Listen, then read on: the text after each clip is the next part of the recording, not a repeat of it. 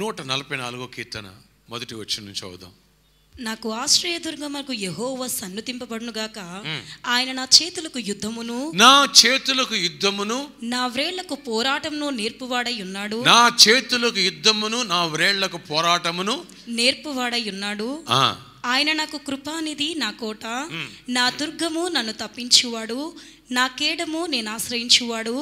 ఆయన నా జన్ను నాకు లోపరచువాడై ఉన్నాడు. చాలు. నా దేవుడు నా చేతులకు యుద్ధమును పోరాటమును నేర్పువాడు. వినండి, ఆత్మీయ పోరాటం ఇది. అందరూ చెప్పండి, ఆత్మీయ. ఒక జీవి పుట్టగానే తన మనుగడ కోసం పోరాడుతూ ఉంటుంది. ఆహారపు అన్వేషణ, తన జాతిని సంరక్షించుకునే అన్వేషణ. ఓకే, అలాగే రక్షణ పొందిన వ్యక్తి ఆత్మీయ పోరాటం అనే యుద్ధంలోకి వస్తున్నాడు. ఈ పోరాటం బైబిల్ పట్టిన దగ్గర నుంచి ప్రభు నిన్ను పిలిచే వరకు ఈ లోకంలో ఉంటావు. కాబట్టి ఈ లోకంలో అంటే ఈ భూమి మీద అపవాది ఉన్నాడు, వాడు పోరాడుతూ ఉంటాడు. ఎస్పెషల్లీ అనెంటింగ్ పీపుల్ని ఇంకెక్కువ వెంటాడుతాడు. ఎందుకు తెలుసా? సామాన్యమైనటువంటి క్రైస్తవుడు దొరికితే అన్న వాళ్ళ వల్ల కొంతే లాభం, అభిషేకించబడిన వాడు దొరికితే చాలా లాభం. ఎందుకని? అభిషేకించబడిన వాడు కోటలను కూల్చేస్తాడు, వాడు సామ్రాజ్యాన్ని షేక్ చేస్తాడు. అందుకనే దేవుని ఆత్మచేత అభిషేకం పొందిన వ్యక్తి నువ్వు పోరాట భూమిలో ఉన్నావనే సంగతి గ్రహించి ఎప్పుడు నువ్వు ఎఫెన్స్ వేటాడాలా, అటాక్ చేయాలి. నువ్వు వేటాడి అటాక్ చేయకపోతే వాడు నిన్ను వేటాడి అటాక్ చేస్తాడు. అర్థమవుతుందా? ఎస్. నీదా వాడిదా పై చెయ్యి, ఎవరిదని ఒకరిదే ఉంటుంది. వాడిది పై చెయ్యి అయిందా సమస్యల చేత, ఒత్తిడి చేత, దరిద్రము చేత, వ్యాధుల చేత, కుటుంబ కలహాల చేత ఆడేసుకుంటాడు. నెమ్మది ఉంచడు, ఏదో పాపమనే ట్రాప్లో తీసుకెళ్తాడు. మనశ్శాంతి ఉంచడు, ఎవరి మీద కక్ష రేపుతాడు, ఎవరి మీద విభేదాన్ని రేపుతాడు, నిన్ను అశాంతికి గురి చేస్తాడు, లేదా నిన్ను ఉద్యోగంలో పైకి రానివ్వడు, లేదా రకరకాల ప్రయత్నాలు చేస్తాడు. నీ పక్కన వాళ్ళ ద్వారా అన్చేటుకు చేస్తాడు, అభ్యంతరపరుస్తాడు, నిన్ను హట్ చేయడానికి ట్రై చేస్తాడు, నిన్ను గాయపరుస్తాడు, వెనక్కి తీసుకెళ్ళడానికి ట్రై చేస్తాడు ఎప్పటికప్పుడు. అది ఆడి పోరాటం. ఆత్మీయుని డైరెక్ట్గా వాడు అటాక్ చేయలేడు. ఆదాముని డైరెక్ట్గా అటాక్ చేయటం వల్ల కాక ఆదాము లేని సమయంలో అబజోలికి వచ్చాడు. సంసోని డైరెక్ట్గా అటాక్ చేయలేక దలైలా అనే అమ్మాయిని వాడుకున్నాడు. అర్థవుతుందా? ఇస్కరియోతు యూదాని డైరెక్ట్గా అటాక్ చేయలేక మనీ అనే దాన్ని వాడుకున్నాడు. ధనపిచ్చోడు వాడు. రక్షణ పొందాడు. ఓకే, దేవునాత్మ అభిషేకంతో ఆ సంఘంలోకి వచ్చాడు, శిష్యుడిగా జాయిన్ అయ్యాడు, సువార్త చేశాడు, దయ్యాలను వెళ్ళగొట్టొచ్చాడు, ఆ గుంపులో ఉన్నాడు. శిష్యులు వెళ్ళి ప్రభు లేని సమయంలో దయ్యాలను వెళ్ళగొట్టొచ్చాడు, ఆ గుంపులో ఉన్నాడు. కానీ మనీ అనేది ఎర్రగా పెట్టి ట్రాప్ చేసి పక్కన పట్టేసుకున్నాడు.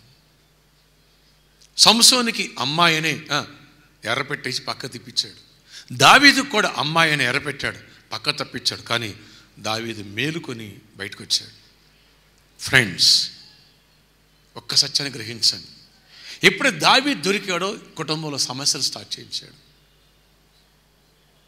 అశాంతికి గురి చేశాడు, ఉద్యోగాన్ని పోగొట్టాడు, సింహాసనం కూర్చోవలసిన మహాచక్రవర్తిని తీసుకెళ్ళి అరణ్యం పాలు చేశాడు. రకరకాల ఒత్తిళ్ళు.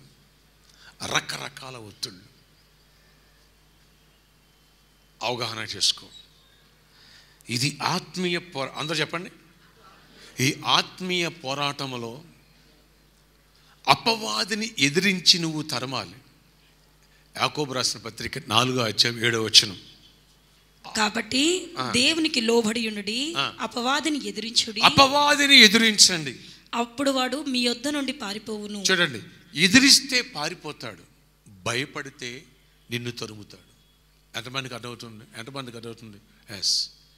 సమస్యలనే ఒత్తిడి, బాధలనే ఒత్తిడి, అవమానమనే ఒత్తిడి రకరకాలు తెచ్చి నేను ఇంటెన్షన్ గురి చేస్తాడు. నెమ్మదిగా ఉంచుడు. విశ్వాసములో బలపడినవాడు దేవుళ్ళో ఎదగనివాడు. నీలో ఇన్సెక్యూరిటీ ప్రాబ్లం, అభద్రతా భావాన్ని క్రియేట్ చేస్తాడు, అవిశ్వాసాన్ని క్రియేట్ చేస్తాడు, నెమ్మది లేకుండా చేస్తాడు. దేవుని మీద, దేవుని రాజ్యం మీద కాన్సన్ట్రేషన్ లేకోకుండా సైడ్ ట్రాక్, ఈ లోకంలో ఉన్న పరిస్థితులు ముందు పెట్టేసి ఇక నువ్వు ఓడిపోయావు, నీ వల్ల కాదు, సత్యం సాగు. లవ్లో ఫెయిల్ అయ్యావు, లైఫ్లో ఫెయిల్ అయ్యావు, ఉద్యోగంలో ఫెయిల్ అయ్యావు, ఫైనాన్షియల్గా ఫెయిల్ అయ్యావు, హెల్త్ ఇష్యూస్, అందరు నిన్ను హేళనగా తక్కువగా చూస్తున్నారు. రోగిస్తు దానివని, రోగిస్తుడు అని. ఇంకెందుకు రా బాయ్ బతికి నువ్వు? ఏ ప్రమోషన్ లేదు. ఓ కారు ఉందా, ఓ బైక్ ఉందా, ఇల్లు ఉందా, లేదా ఇవన్నీ ఉన్నా, ఇంట్లో నెమ్మది ఉందా? ఏముంది నీకు? చావరాదా? చర్చికి వెళ్ళి ఏం సాధిస్తావు? ఎవరి కోసం నువ్వు ప్రార్థన చేస్తావు? ఎప్పుడు కూడా వాడు అటాక్ చేస్తూ ఉంటాడు. నిత్యము ప్రతి క్రైస్తవుడి మీద జరిగేది ఇదే. కానీ ఎప్పుడైతే ఆత్మీయుడు వాక్యానికి చోటిచ్చి, దేవుని ఆత్మకు చోటిచ్చి, నేను అభిషేకించబడిన వ్యక్తిని, అభిషేకించబడిన సంఘంలో ఉన్నా, నా దేవుడు చేతకానుడు అయితే నేను చేతకాని వాడిని అవుతాను, నా దేవుడు ఓడిపోయితే నేను కూడా ఓడిపోతాను. నా దేవుడు చేతనైనవాడు విజయుడు, కాబట్టి నేను విజయుడుగా ఉంటాను. ఆమేన్. నా దేవుడికి ఎన్నడూ అపజయము లేదు. సాతాను వాడి గ్యాంగుల్ని ఆయన సిలువలో దున్ని పారేశాడు, ఓడించి అవహేళన చేశాడు, అపహాస్యం చేశాడు. ఆయన విజయముతో తిరిగి వచ్చి, ఓ మరణమా నీ ముల్లెక్కడా, ఓ మరణమా నీ విజయం ఎక్కడని వాళ్ళ హేళన చేశాడు.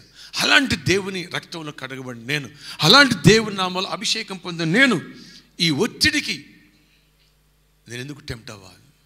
ఒక వ్యక్తి మీద నేను ఎందుకు కక్ష పెట్టుకోవాలి? ఒకసారి మీకు ఎగ్జాంపుల్ చెప్పా. ఓ కుక్క ఉంది అక్కడ, ఓకే? ఆ కుక్క మీద ఈ డైరీ ఇసిరా. డైరీని కరుస్తుందా, ఇసిరి నన్ను కరుస్తుందా? డైరీ ఒక వస్తువు, నువ్వు రాయి ఇసురు, కర్ర ఇసురు, కర్రను కర్ర దేని కరుస్తుంది? కర్ర విసిరినా. కానీ మనిషి ఏం చేస్తాడో తెలుసా? ఏ వ్యక్తి నీకు అడ్డం వచ్చాడో, ఏ వ్యక్తి నీకు ప్రాబ్లంగా ఉన్నారో ఆ వ్యక్తిని చంపాలని ట్రై చేస్తావు. ఆ వ్యక్తిని విసిరిన వాడు సైతానుగాడు. నీ జాబ్ రాకోకుండా, ప్రమోషన్ రాకుండా, లేదా మీ అమ్మాయి పెళ్ళి కుదరకోకోకుండా, లేదా నీ స్థలాన్ని ఆక్రమించేటట్టుగా ప్రేరేపించిన వాడు వాడు. వాడిని వదిలేసి వీడి మీద పడి ఏడుస్తాం. కానీ కుక్క కరెక్ట్గా చేస్తుంది. ఇప్పుడు ఈ విషయంలో కుక్క బెటరా మనం బెటరా? హలో, నేను కుక్క అంటే కోపం వచ్చేస్తుంది, కానీ అదే బెటర్. అక్కడ శత్రువుని కరెక్ట్గా అటాక్ చేస్తుంది. అవునా? రాయిని కరవదు, కర్రను కరవదు, ఇసిరినోడిని కరుస్తుంది. సేమ్ క్రైస్తవుని రాంగ్ ట్రాక్ పట్టించడానికి నీ మీద ఎవరినో శత్రువును లేపి నేను డిస్టర్బ్ చేసి ఆ వ్యక్తి మీద కక్ష పెంచదు. ఇంకో చెప్పనా? ఎప్పుడైతే భూమి మీద ఒకళ్ళిద్దరు శత్రువులు పెట్టుకుని వాళ్ళని ద్వేషిస్తూ ఉంటావో, సౌలు దావీదుని ద్వేషిస్తూ ఉండేవాడు. సౌలు కూడా అనాయింటెడ్ కింగ్. దావీదుని ఎవరు అభిషేకించారో సమూయేలయ్య గారు, అదే సమూయేలయ్య గారు సౌలు రాజు మీద కూడా ఆలివ్ ఆయిల్ పోసి అభిషేకం చేశాడు. మీకు అర్థమైందా? ఒక వ్యక్తిని ద్వేషించుట ద్వారా, ఒక వ్యక్తి మీద కక్ష పెట్టుకోవడం ద్వారా సౌలు రాజుకి దయ్యపు అభిషేకం వచ్చింది, దేవుని అభిషేకం పోయి. లోబడనివాడు, మాట విననివాడు, ఇద్దరు అనాయింటెడ్ కింగ్సే. బట్ ఇతని హృదయంలో కక్ష, ద్వేషం ఉంది. సౌలు రాజు హృదయంలో, దావీదు హృదయంలో ప్రేమ ఉంది. సౌలుని ప్రేమించాడు, దేవుని బట్టి క్షమిస్తున్నాడు. కనుక నిన్ను నన్ను ఏం చేయాలి తెలుసా? ఎవరినొకళ్ళు ఎనిమి మన ముందు పెట్టేసి వాడు ఏం చేశాడు తెలుసా? నెమ్మది రెచ్చగొట్టి పక్క తప్పుకొని మనం కొట్టుకుంటాం, మనం తిట్టుకుంటామంటే, అలర చేసుకుంటామంటే వాడు హ్యాపీ గంతులు వేస్తూ ఉంటాడట. అలా అభిషేకాన్ని పోగొట్టుకున్నాడు. అందుకనే ఈ భూమి మీద ఎవరిని శత్రువుగా పెట్టుకోక, ఒక్క శత్రువు ఉన్న పరలోకం వెళ్ళాం. ఇక్కడ దయ్యం పనిచేయడం అది వేరే, పరలోకం వెళ్ళాం. ఆత్మీయత దిగజారిపోతావు. నువ్వు ఆత్మీయతలో ఎదగాల, విశ్వాసంలో బలపడినప్పుడే శత్రువుని ఒక ఆట ఆడేసుకుంటావు, వేటాడేస్తావు. ఈ పోరాటంలో విజయాన్ని సాధిస్తావు, విశ్వాసంలో పెరుగుతావు. సమస్యలు అనేవి ఎన్నున్నా చీమ కుట్టినట్టుగా కూడా అనిపించదు. నమ్మితే గట్టిగా ఆమెనే చెప్పు, మళ్ళీ చెప్పు. ప్రతి చిన్న విషయానికి ఎమోషనల్ ఫీల్ అయిపోతావు. అయితే ఏడ్చేస్తావు, లేకపోతే ఫీల్ అయిపోయి ఆడిని పొడిచేస్తా, ఈయన చంపేస్తా, ఆడి పేగులు మెళ్ళేసి తిరుగుతావు. అబ్బా పెద్ద పెద్ద పాటుగాడు బయలుదేరావు, ఆయన తోలు తీసేస్తా, ఈయన లేపేస్తా. ఇక్కడ పొడిచేవాడు చెప్పాలా, ఇక్కడ కొట్టేవాడు, ఇక్కడ తన్నేవాడు హీరో అయితే, పరలోకములో ఇలాంటి వాడు తట్టుకొని ప్రేమించి సహించుకునేవాడే హీరో. సౌలు తరుముతున్నాడు, చంప చూశాడు 2 సార్లు డైరెక్ట్గా. సౌలు రాజు దొరికిపోయాడు. దావీదు ఏం చేశాడు? సౌలు రాజును చంపాడా? యెహోవా అభిషేకించమని ముట్టనన్నాడా? రోజు రోజుకి అనాయింటింగ్లు పెరిగిపోయాడు. దావీదు విశ్వాసాన్ని పెంచేసుకున్నాడు, విజయం వైపు దూసుకుంటూ వెళ్ళిపోయాడు. జీవితం అంతా పోరాటాలు ఉన్నాయి, ప్రతి పోరాటంలో విజయం సాధించాడు. ఆ పాపం చేసినప్పుడు తప్ప. అప్పుడు కూడా తేరుకుని పైకి వచ్చేసాడు, బయటకు వచ్చేసాడు. అనాయింటింగ్ ఉన్నవాడు బ్యాటిల్లో ఎప్పుడు కూడా, యుద్ధంలో ఎప్పుడు కూడా ఓటమిని యాక్సెప్ట్ చేయకూడదు. సమస్యలనే ఒత్తిడికి నువ్వు లొంగిపోకూడదు. ఆర్థిక పరిస్థితులు ముందుకు రావచ్చు, మానసిక ఒత్తిళ్ళు, ఫ్యామిలీ ఒత్తిళ్ళు ఇంటి ముందుకు రావచ్చు, లేదా అవమానాలు ముందుకు రావచ్చు, ఆరిళ్ళు ముందుకు రావచ్చు, లేని నిందలు నీ మీద వేయొచ్చు, లేదా ఉన్నదే నిన్ను మాటి కెలికి మరి అదేనా నిన్ను కాకి పొడిచినట్టు పొడిచుండొచ్చు పక్కనోళ్ళు. నీకున్న బలహీనత అది, దాన్ని పదే పొడిచుండొచ్చు. కానీ నువ్వు నిగ్రహించుకుని నీ పోరాటం మనుషుల మీద కాదు. 2 కొరింథీ 10:4 నుంచి, మా యుద్ధోపకరణములు శరీర సంబంధమైనవి కావు గాని దేవుని ఎదుట దుర్గములను పడద్రోయజాలనంత బలము కలవై ఉన్నవి. దేవుని ఎదుట దుర్గములను పడద్రోయజాలగలిగినంత బలము కలవై ఉన్నవి. మేము వితర్కమును దేవుని గూర్చిన జ్ఞానమును అడ్డగించు ప్రతి ఆటంకమును పడద్రోసి ప్రతి ఆలోచనను క్రీస్తుకు లోబడినట్లుగా చెరపట్టి మీరు సంపూర్ణ విధేయతను కనపరిచినప్పుడు సమస్తమైన అవిధేయతకు ప్రతిదండన చేయ సిద్ధపడి ఉన్నాము. అది ఈ ఆయుధాలు 4వ వచనం నుంచి 6వ వచనం వరకు ఈ ఆయుధాలు ఆత్మీయుడు కలిగి ఉండాలి. మా యుద్ధోపకరణములు కత్తి, డాలు, ఈటె, బళ్ళెం, బర్ష కాదు. ఆత్మ సంబంధమైనటువంటి ఆయుధాలు, దాని గురించి ఎఫెసీ పత్రిక 6:10 అంటాడు, తుదకు ప్రభు యొక్క మహాశక్తిని బట్టి ఆయన యందు బలవంతులయుండుడి. మీరు అపవాది తంత్రములను ఎదిరించుటకు శక్తిమంతులగునట్లు దేవుడిచ్చు సర్వాంగ కవచమును ధరించుకుని. దాని గురించి మీరు 16వ వచనం తర్వాత చదువుకోండి. దేవుడిచ్చు సర్వాంగ కవచం ధరించుకోండి అన్నారు. ఓకే, ఈ సర్వాంగ కవచం ధరించిన అనుకో, నల్ల ముఖం కూడా అన్న పట్టించుకో, బాధపడు. నీ క్యాష్ తక్కువ, అసలు పట్టించుకో. నువ్వు దరిద్రుడురా, అసలు పట్టించుకో. కదలక నిత్యం సియోను కొండవలే ఉంటావు. పాపం చేస్తేనే ఫీల్ అవుతావు. ఏదో నిన్ను ఏ నిందేసినా, ఏ అక్రమ సంబంధం కట్టినా ఫీల్ అయ్యేవాడుంటే అపవాదికి చాలా వెరీ క్లోజ్ రిలేటివ్ వాడు. ఎవరు చెప్పాలా? నేను ఎంత మాట అనేసారు, నా చేతిలో మైక్ తీసుకుని ఆ పిల్ల పాడేసింది నా పాట. నేను ముందు బైబిల్ చదువుతాడు, ఆ అమ్మ చదివేస్తున్నాను, చదవట్లేదు. అందుకని అయ్యగారు ఏ అమ్మ బాగున్నావు అనేవాళ్ళు. నా పక్కన అక్కకి వందనాలు చెప్పారు, నాకు చెప్పలే. బతికెందుకు సచ్చెందుకు, ఇంక నేను సంఘానికి రాను. నా మాట అర్థమైనా? మా ఆయన ఇంత మాట అంటాడా? నువ్వు ఇంటికి రా, ఇంటికి వచ్చేసరికి శవం వేలాడతా. నువ్వు శవం వేలాడితే రేపు ఇంకో దాన్ని చేసుకుంటాడు. ఆడికేం పోయింది? పోయేది నువ్వే. నీ పేరు రా, చచ్చిపోతా. పోయేది నువ్వే, ఆడికేమవుద్ది? జైల్లో పడేసాడనుకో, చెప్పకూడదు, అక్కడ తింటా ఉంటాడు, బతికి ఉంటాడు కదా, సావడు కదా. పోయేది నువ్వే. ఇవన్నీ పోరాటం లేని వాళ్ళు చేసే పనులు. ఇవన్నీ నిద్రపోయి ఒక అమ్మాయి ఎందుకు రాట్ల చర్చి కన్నా ఒకసారి అందరితో నన్ను నిద్రపోతే లేపావు, నాకు సిగ్గేసింది రాలేదని. పాపానికైనా టెంప్ట్ అయిపోతావు. లేదా అంటే చెప్పాలా, నీలో సెన్సిటివ్గా ఉంటావు. నీలో ఉన్న బలహీనత గురించి ఏదైనా మాట్లాడారా, అంత బలహీనం అయిపోతావు. అంతే. నువ్వేదో తప్పు చేసావు, ఒకప్పుడు దాన్ని తాగుబోతు, నువ్వు మారిపోయినా సరే తాగుబోతు. ఎవరిని ఎప్పుడు ప్రేమించావు, అది అయిపోయింది. ఇప్పుడు నువ్వు ఆడు తిరగలేదేంటి, నువ్వు ఆడు తిరగలేదేంటి, దాన్ని తిరగలేదేంటి, మా తెలియదేంటి అంటున్నారు వాళ్ళు. కడుపు పండిపోయి అన్ని 2 వేస్తావు. ఆత్మీయుడు ఇవన్నీ పట్టించుకోడు, చీమ కుట్టినట్టు కూడా ఉండదు. నమ్మితే ఆమెనని చెప్పండి. ఎస్. అలాగే ఆర్థిక పరిస్థితులు, మానసిక ఒత్తిడిని కృంగదీయకూడదు. అవి కృంగదీసి దావీదు అరణ్యంలో చచ్చిపోవాలి. కన్న కొడుకే తరిమాడు, కన్న కుమార్తె అత్యాచారం చేయబడింది కన్న కొడుకు చేత. ఒక చావు తర్వాత ఒక చావు, రాజ్యం పోయింది. కొడుకే యుద్ధం చేస్తున్నాడు, చంపేయడానికి తరుగుతున్నాడు. ఒకప్పుడు సౌలు రాజు, ఇప్పుడు కన్న కొడుకు ఆత్మహత్య, చచ్చిపోవాలి. పరువు పోయిందని, అధికారం లేదు, రాజ్యం లేదు. ఒక 1000 మంది మాత్రం సైన్యం అంతా అక్కడ ఉంది. తన ఉపపత్నులు 10 మందిని కన్న కొడుకి అందరి ముందు అత్యాచారం చేశాడు. ఎంత పరువు దండగా చెప్పండి నాకు. ఇదంతా 2 సమయాలు 11 అధ్యాయం నుంచి మీ 18 అధ్యాయం చదువుతుంది. మీకు అసలు ఆ హిస్టరీ అదన్నా తల తిరిగిపోద్ది అంతా. కానీ దేవుణ్ణి వదలలే, ప్రార్థన మానలే, భక్తి మానలే, పశ్చాత్తాపం మానలే. తిరిగి మళ్ళీ పోరాటంలో నిలబడి అపవాదిని జయించి సింహాసనం మళ్ళీ తిరిగి పొందుకున్నాడు. నువ్వు పరిస్థితులకి ఊగిపోతున్నావు, షేక్ అయిపోతున్నావు, బలహీనపడిపోతున్నావు. యోబు ఊగలే.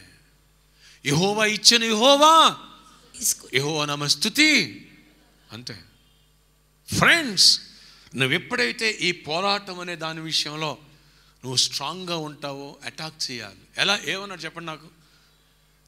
అది మర్చిపోకండి. సంఖ్యాకాండం 23వ అధ్యాయం 23వ వచనం 24వ వచనం చదువుదాం. ఇదిగో ఆ జనము ఆడు సింహం వలె లేచును, అది సింహం వలె నిక్కి నిలుచును, అది సింహం వలె నిక్కి నిలుచును, అది వేటను తిని చంపబడిన వాటి రక్తము త్రాగు వరకు పండుకొనదు, వేటను తిని చంపబడిన వాటి రక్తం తాగే వరకు పండుకోదు. అభిషేకించబడిన ప్రతి క్రైస్తవుడు ఎలా ఉండాలి. నువ్వు చేతబడికో, దయ్యానికో, సమస్యకో, ఒత్తిడికో, అదేనా ఎవరో నిందేశారు, అవమానం పరిచారు, పట్టించుకోక. నువ్వు అటాక్ చేయాలంటే కదిలిపోక, ఊగిపోక. పొరపాటు ఉందా సరి చేసుకో, పొరపాటు లేదా నన్ను స్తుతించు, నేను చెప్పి నువ్వు పని చేయి. ఎవడేమనుకుంటే నీకు అనవసరం. మనుషులు అంతే. కొందరు నచ్చుది, కొందరికి. ఒకే ఇంట్లో అమ్మ కర్రీ చేసింది, అన్నయ్య వచ్చి బాగుందన్నాడు, తమ్ముడు వచ్చి ఛీ ఇదేం కర్రీ అన్నాడు, చిన్నోడు వచ్చాడు యావరేజ్ ఉంది మమ్మీ అన్నాడు. ముగ్గురు ఒకే బ్లడ్, ఒకే పేరెంట్స్ పుట్టిన వాళ్ళు. ఒకడు బాగా సూపర్ అన్నాడు, ఇంకొకడు చెండాడు, ఇంకొకడు యావరేజ్ అన్నాడు. అన్న మాట అన్నా, ఒకరికి నచ్చవచ్చు, ఒకరికి నచ్చ. ఇది మనుషుల అభిప్రాయం. నీ గురించి నీ దేవుడు ఏమనుకుంటున్నాడు అది కావాలి. ఎప్పుడు గుర్తుపెట్టుకో, నీ దేవుడు విజయుడు. నిన్ను విజేత కావడానికే దేవుడు రక్షించుకున్నాడు. నిన్ను ఓడిపోవడానికి ఆయన దేవుడు కోరుకోలే. నువ్వు నిలబడి పోరాటములో గెలిచి సైతాను రాజ్యాన్ని కూల్చాలని అనేకులను నీ జీవితము ద్వారా, నీ సాక్ష్యము ద్వారా, నీ ప్రార్థన ద్వారా, నీ విశ్వాసం ద్వారా, దేవునికి ఇచ్చిన అభిషేకం అనే వరము ద్వారా అనేకులను స్వస్థపరిచి, దేవుణ్ణి మహింపరిచి, అనేకుల్ని దేవుని రాజ్యం తట్టు తిప్పుతావని, వస్తూ అనేకుని పరలోకం తీసుకొస్తావని దేవుడిని అభిషేకిస్తున్నాడు. ఈ అభిషేకాన్ని కేవలం జాబు కోసమో, కేవలం లోక ఘనత కోసం వాడక, దేవుడు ఏడిచ్చినా అందులో అదంతా దేవుని రాజ్యం అనే ప్రయోజనం ఉంటుంది. మర్చిపోమాక. ఏ వరమైనా సరే వరం ఇచ్చింది ఆయన, చేసుకునేది ఆయన. నేను పాత్రను మాత్రమే. మేరీ 9 months మోసింది, 9 నెలలు మోసింది, ఆయన పెంచింది. మనం రక్షణ పొందిన పరిశుద్ధాత్మ దేవుణ్ణి ప్రభు పిలిచే వరకు మోస్తాం. అలాగే ఆయన ఇచ్చిన అభిషేకం కలిగి మనం అంటాం అనేకులు ఆయన తట్టు తిప్పాలి. యుద్ధములో నువ్వు గెలుస్తున్నప్పుడే అనేకులని ఆయన తట్టు తిప్పుతావు, లేదా ఓడిపోతావు. గుర్తుపెట్టుకోండి.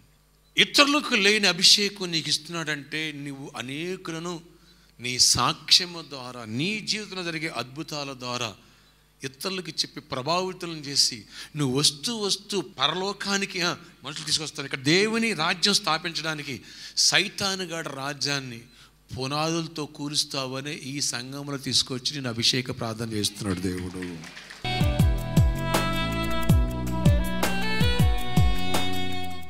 అయ్యా, నువ్వు కృంగిపోయినవాడు కాదు, విజయాన్ని సాధించిన వాడు.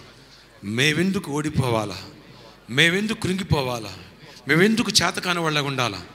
చాతరైన దేవుడిని నమ్మాం. నీ ఆత్మతో నన్ను అభిషేకించు, నన్ను బలపరచు, నా పట్ల గొప్ప కార్యాలు చేయి, చీకటి తొలగించు, నాకు సర్వాంగ కవచాన్ని ఇవ్వు, బలమైన ఆత్మాభిషేకంతో నింపండి. చెప్పు, దావీదు వలె, సౌలు వలె నన్ను ఉండనివ్వద్దు. అతను అభిషేకించబడిన వాడే ఏదో ఒక సమస్య పెట్టుకొని వాళ్ళని ద్వేషిస్తూ, శత్రువుకు చోటిస్తూ అభివృద్ధిని మర్చిపోయాడు. మిమ్మల్ని దూరం చేసుకున్నాడు. మీ మాట వింటం పక్కన పెట్టేశాడు. అందువల్ల దురాత్మ ఆవరించింది. దురాత్మల అభిషేకం మాకొద్దు దేవా, నీ అభిషేకం మాకు కావాలి. నీ ఆత్మతో నింపండి. రెండు చేతులు పైకి చాపుదాం. అన్ని విషయాల్లో మాకు విజయాన్ని ఇవ్వండి. అభివృద్ధి వైపు దూసుకెళ్ళాలి, పరిశుద్ధంగా జీవించాలి, సర్వాంగ కవచాన్ని పొందాలి. బలమైన నీ ఆత్మశక్తితో మమ్మల్ని నింపి కృప చూపించి జయమనివ్వండి.